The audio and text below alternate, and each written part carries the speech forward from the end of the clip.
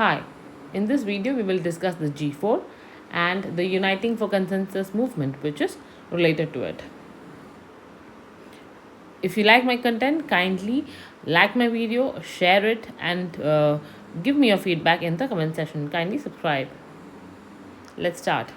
The G4, as you can see, is made up of these four countries. Over here you have Brazil, then you have India, you have Japan, and you also have Germany. Now, you might remember that we have G20, G7. Most of these are the uniting factor for these groups, such as G20 and the G7, are that they are economically powerful, or that they are very upcoming and more very prominent. So all that has to do with the economy, right? But G4 is united or coming together due to another interest. What is that? It is that these four countries, they support each other's bids for permanent seats on the United Nations Security Council. You're already aware that India is very ambitious about this. India claims that India is the most populous country in the world right now, the fifth largest economy, and has a very huge demographic dividend, which will be very important to the world going ahead. And India emphatically says that the realities of the world have changed ever since the Second World War, and the United Nations Security Council needs to change accordingly, right? Now, it's not just India, as we are made aware over here. We have three other countries, Brazil, Germany, as well as Japan, who are very firm on their insistence for permanent seats on the United Nations Security Council. Now, since we are talking about the United Nations Security Council, at this juncture, we need to mention that there are 15 members in all in the UNSC, of which 5 are permanent and 10 are non-permanent. Now, we are saying that you need to expand the current 5, and these 4 countries, that is the members of G4, Brazil, Germany, India and Japan, also want to be permanent members. Now we have to look at who are the current permanent members of United Nations Security Council. They are also referred to as P5, or the permanent 5. That is, you can imagine that since United Nations was established at the end of the Second World War, the victors of Second World War are definitely a part of it. You have USA, UK, Russia, then you also have China and France. Now, G4 was formed in the year 2005. They believe that their economic and political influence has grown significantly. It's not just that it has grown mildly, no, it has grown significantly in the last decades, reaching a scope comparable to the permanent members. So what are the G4 countries saying? They are saying that we have reached at par economically as well as politically with the other P5. So why are we not permanent members of the United Nations Security Council? Now, since there is this one part which is saying that they want permanent representation, and they are necessarily asking for an expansion of the number of permanent seats, they are opposed by a group which don't want that. The G4's bids are opposed by the Uniting for Consensus movement. Uniting for Consensus movement are opposing the G4's bids, and particularly their economic competitors or political rivals. So, see, when G4, these 4 countries, Brazil, Germany, India and Japan, when they are placing their bid, now it is not just the Uniting for Consensus movement which are completely against the expansion of the United Nations Security Council who are speaking up against it. Those countries which are even the economic competitors or political rivals of these countries, of the G4 countries, also speak up against their bid. Now we'll come to it, don't worry. Now, coming to the Uniting for Consensus movement, it is also referred to as the UFC. It is nicknamed the Coffee Club. And this movement was led by Italy. In a lot of initiatives, even today, Italy spearheads their what do you could say resolutions or the initiatives. They are led by Italy. Italy, along with Pakistan, Mexico, and Egypt, founded the Coffee Club in the year 1995. Do you remember when G4 was established? G4 was established in 2005. Now, Uniting for Consensus was established even before that, 1995, when there was even a murmur of some countries wanting to be permanent members. So it is noteworthy that Pakistan, our next door neighbor, is a member, was one of the initial founders too. Now, the Uniting for Consensus movement opposes the possible expansion of the permanent seats in the United Nations Security Council. Why? What is their stated reason for this? They say that the increase of permanent seats would further accentuate or increase the disparities, the differences, increase the differences between the member countries and result in the extension of a series of privileges with a cascade effect. Result in extension of a series of privileges with a cascade effect. So, what do you mean by cascade effect?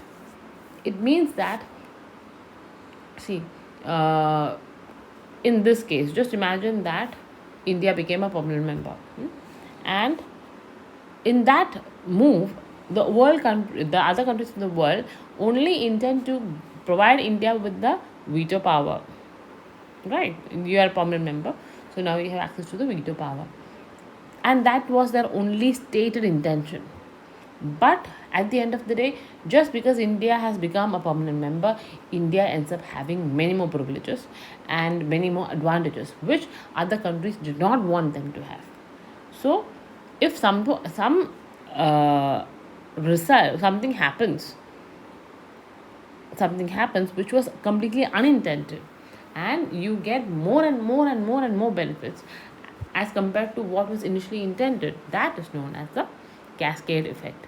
So the countries in the Uniting for Consensus movement, they are worried that just by, first of all, they don't want the expansion, and they say that the differences between the countries would even be larger if you are making more countries permanent members, and they don't want them to have so many undue advantages.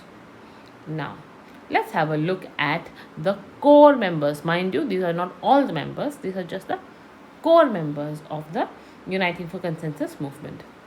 See, this is very, very interesting. Why? You have to pay attention here. Let us recall who were the G4.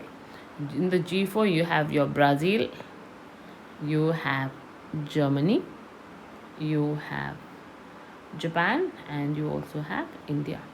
Now, all these parts that I've marked for the G4, you find a country, a core member of UFC in the neighborhood only. Right in the neighborhood of Brazil, you find Colombia and you find Argentina. Argentina is one of the major members of UFC. Near Germany, you find Spain and Italy. And of course, near India, you find Pakistan, which is completely against this expansion.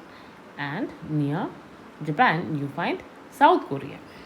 So, what you can derive from this is that many of these neighboring countries, they don't want their next door neighbor to have access to that much power and become such a regional power that they are a threat to them. So, it's an easy takeaway, very easy to understand. Now, what are the major proposals put forth by the Uniting for Consensus movement? See, there are two notable ones that you need to take note of. One was proposed in the year 2005, and then when that did not pan out, there was another proposal which was made in the year 2009. Let's have a look at them one by one. Okay. In 2005, they wanted to encourage the expansion of the non-permanent seats from 10 to 20. Non-permanent seats from 10 to 20.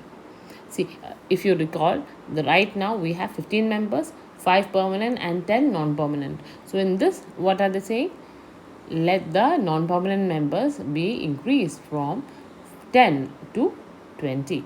The non-permanent members would be elected by the General Assembly for a 2-year term. 2-year term is what is applicable even today.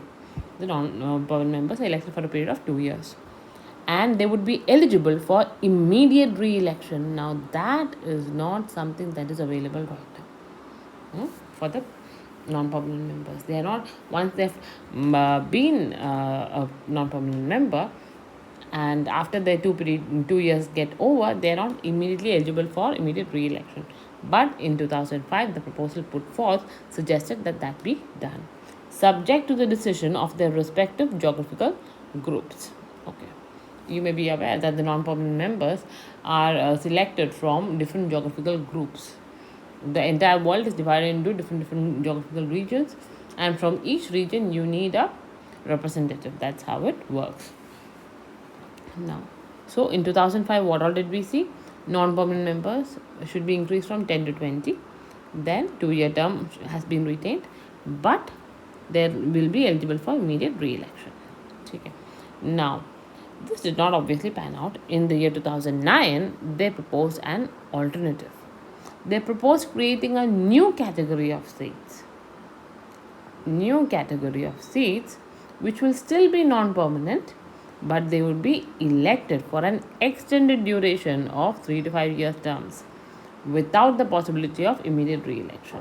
See, in the other one, in the one of 2005, they could go for immediate re-election and the term was only 2 years. But in this, they are saying term would be 3 to 5 years, but obviously, since this is a longer period, there will be no immediate re-election. This new kind of seat would not be allocated, this is very, very important, will not be allocated to a single national country, but rather to regional groups on a rotational basis. See, what do you mean by this? It means that typically even now, P5, you find that all of them are different countries, right? You're not talking about any regional groupings in that. But the 2009 proposal is saying that your time period can be from 3 to 5 years and you will not be eligible for immediate election. However, the countries won't be representing themselves. What would happen is that the regional groups would be,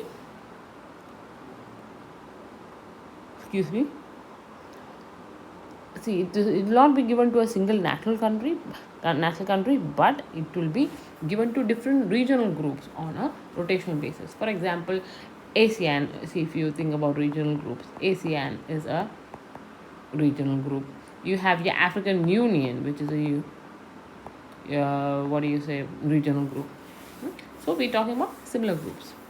This proposal includes even the question of veto, giving a wide range of options that goes from abolition to limitation of the application of veto only to Chapter 7 matters. Now, over here you need to pay attention to two things. First thing is that the question of veto did not come up in the 2005 in the proposal of the year 2005, but it came up in 2009, and they're saying that you can either abolish the veto completely or you can just limit its application to Chapter 7 matters. Now, Chapter 7 matter, this you need to take note of. It mentions the power of the United Nations Security Council to maintain peace. So when you say maintain peace, you are sending your peacekeeping forces, you are sending your army to a certain area. Do you understand? So it has, military implications. So that is something that they want to limit the veto to. That was UFC's proposal. Now, moving on, let's have a closer look at the United Nations Security Council, because we have been necessarily talking about membership in that, right? So UNSC is one of the six principal organs of the United Nations. And quickly, it was established in October 1945 and its headquarters are in New York. Now, UN Security Council has three main responsibilities. It is in charge of ensuring international peace and security, recommending admission of new UN members to the General Assembly. Admission of new UN members have to be recommended by the UNSC. Then approving any changes to the UN Charter. Approve the changes to UN Charter. These are the three responsibilities of the United Nations Security Council. Now, this is the only UN body with the authority to issue binding resolutions on member states. Only UN body. So, what does it mean? See, if it is any other UN body, they can bring out some resolutions, and but it doesn't necessarily mean that the country has to follow it. There is no binding obligation on the country. The country could look upon it as a kind of a suggestion or an opinion that they can consider going ahead if they want to. But when you say that something is a binding resolution, it means that you are legally bound to adhere to it, adhere to the ruling. So it's only UN body with the authority to issue binding resolutions on member states. And as we already know, the UNSC consists of 15 members, of which 5 are permanent, and these 5 permanent members have the veto power, while the other 10 members are elected on a regional basis for a term of 2 years. Now, since India is aspiring for a permanent membership in the UNSC, we also have to pay attention to the time periods that India has spent as non-permanent member. Now, the last term that India spent as a non-permanent member was between 2021 and 2022, and this was the 8th time that India was a non-permanent member at UNSC. Now, this is very, very important from your examination point of view. Then, the presidency of the United Nations Security Council, it rotates monthly among its neighbors. Presidency rotates monthly among its neighbors. Sorry, not neighbors, is members. Sorry. See, when we say members, it's not just that the presidency rotates between the P5. No, we are talking about your 10 plus 5, 15 members. So the presidency would go from one to the other out of all the entire 15, not just the P5. Now, something to be noted over here is that in the month of November of 2023, China holds the presidency, and in December 2023, the presidency would be held by Ecuador. That is very, very important from an examination point of view for those of you who are appearing for exams in November or December 2023. Now, I hope that I've made the content clear. If in case you have any doubts, or if there is any subject or topic that you want me to take up, kindly share that with me in the comment section. Like my video, share it, and subscribe to my channel. Thank you for your time.